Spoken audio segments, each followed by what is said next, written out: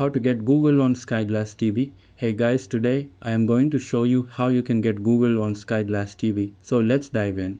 Skyglass doesn't allow you to install apps like Google Chrome or the Google app directly, but you can still access Google services by connecting a Chromecast or Chromecast with Google TV. This gives you the ability to use Google Search, YouTube, Chrome browser, and more on your Skyglass TV. Here's how to do it.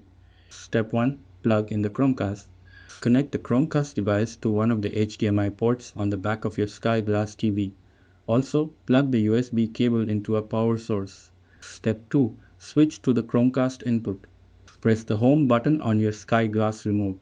Scroll to the HDMI source where your Chromecast is connected and select it. Step 3. Set up the Chromecast.